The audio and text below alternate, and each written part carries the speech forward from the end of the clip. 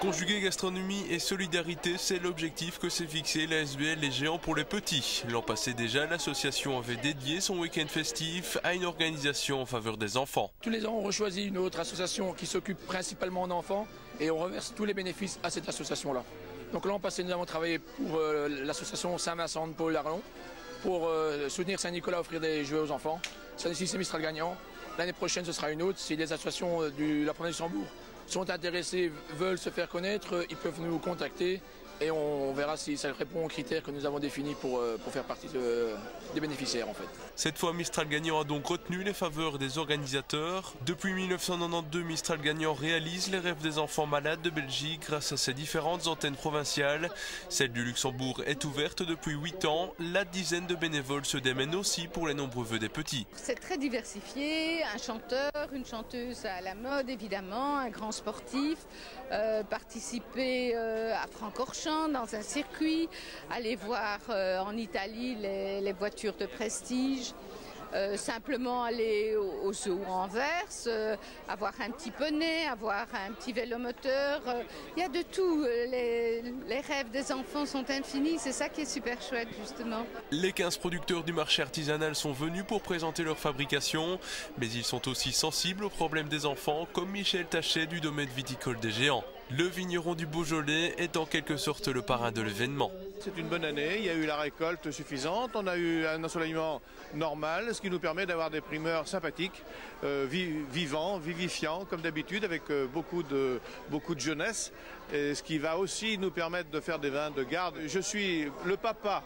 j'allais dire, de cette manifestation, puisque c'est moi qui l'ai mise en place avec Olivier Muru, et c'est un but magnifique, c'est-à-dire pouvoir, à l'occasion de fêtes, à l'occasion d'un salon de bouche, de repas comme c'est aujourd'hui, de faire connaître les produits, et puis surtout, d'aller soulager quelques souffrances. Le message semble aussi être passé auprès du public venu en masse ce week-end.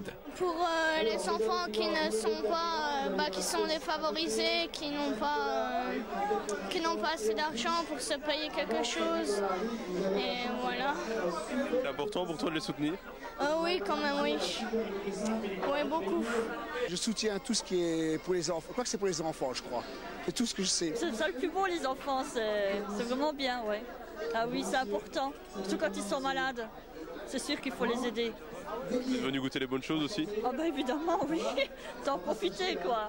La foire se voulait avant tout originale et 100% terroir. Les amateurs de chocolat ont pu notamment savourer du regard ou du palais les réalisations des deux artisans présents. Je fais un mélange entre l'Amérique centrale, donc des îles Caraïbes, et un petit peu d'Afrique, parce que l'Afrique c'est la force, l'Amérique centrale c'est la finesse, c'est la grandeur.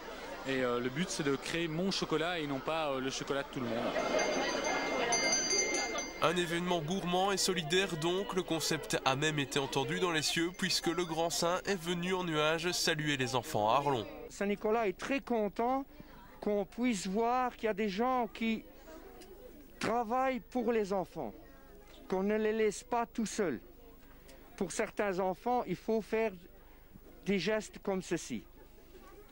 Et il faut travailler en conséquence, c'est-à-dire les aider pour pouvoir réaliser leurs rêves. Grâce à la mobilisation de tous, la petite Estelle pourra nager avec les dauphins en Floride au mois de mai prochain. Rendez-vous en 2005 pour tout simplement rendre heureux des enfants.